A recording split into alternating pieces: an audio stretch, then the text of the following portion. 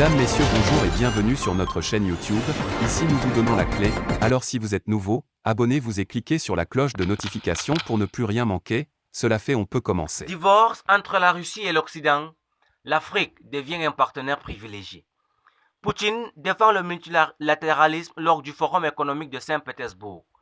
La crise économique et financière mondiale, aggravée par la guerre en Ukraine, a dynamisé les relations de coopération entre la Russie et les pays africains et asiatiques. La Chine, l'Égypte et l'Algérie et plusieurs autres pays amis de la Russie ont pris part à la 25e édition du Forum économique de Saint-Pétersbourg qui s'est déroulé cette année presque sans les Occidentaux. L'Algérie, représentée par le ministre de l'Industrie Ahmed Zegdar, a participé en marge de cet événement, surnommé autrefois le Davos russe, au dialogue des affaires russes-Afrique, lors desquels elle a plaidé pour l'intégration africaine. Le continent africain reste le plus vulnérable aux impacts de la guerre en Ukraine et la Russie a promis de soutenir ce continent pour l'aider à résoudre ses problèmes économiques et alimentaires. Plusieurs accords de partenariat et de coopération ont été signés lors de ce forum qui a réuni de nombreux chefs d'entreprise russes, africains et asiatiques. Ces derniers ont conclu d'importants accords dans le domaine des infrastructures, de la science, des technologies et des transports.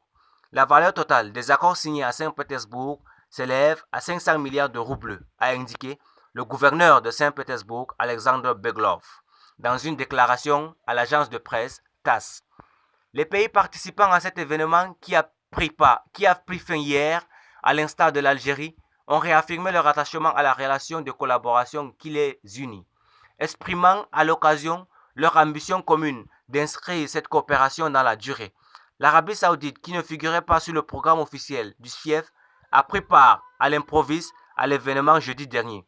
Le ministre de l'énergie du royaume, le prince Abdelaziz Ben Salman, qui s'est longuement entretenu avec le vice-premier ministre russe, a réaffirmé l'attachement de son pays à l'accord OPEP signé avec la Russie, déclarant que la Russie pourrait continuer à coopérer dans le cadre de l'accord de production de pétrole OPEP+, au-delà de 2022. Les relations entre la Russie et l'Arabie Saoudite sont aussi chaleureuses que le temps à Riyad, a-t-il souligné. Un signe de sa bonne volonté de maintenir de bonnes relations avec la Russie. Isolée par ses Occidentaux, la Russie se tourne vers les pays africains et asiatiques pour construire de nouveaux partenariats durables et solides.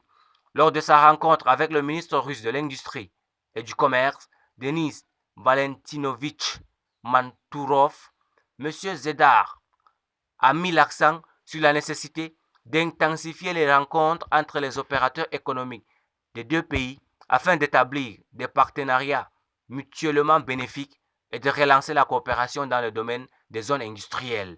Il a aussi évoqué l'urgence d'aider le continent africain en proie à une crise alimentaire, financière et économique sans précédent. Les pays africains n'ont pas caché leur intention de faire des affaires avec la Russie, plaidant pour la nécessité d'intensifier les efforts dans l'objectif d'ériger l'Afrique en l'ensemble économique fort et intégré et d'éviter d'être une économie vulnérable qui ne résiste pas aux fluctuations induites par les tiraillements et les conflits politiques. Les deux parties veulent renforcer leur coopération dans un cadre multilatéral et multipolaire. C'est ce qui ressort du discours prononcé par le président russe Vladimir Poutine lors de la session plénière du Forum économique international de Saint-Pétersbourg. Saint-Pétersbourg, vendredi dernier. Il a défendu le multilatéralisme et le droit de chaque pays à défendre son identité nationale et sa souveraineté. Merci pour votre attention. Si vous êtes nouveau, n'oubliez pas de cliquer sur la cloche de notification et de vous abonner à la page. Merci et à très bientôt pour une nouvelle vidéo.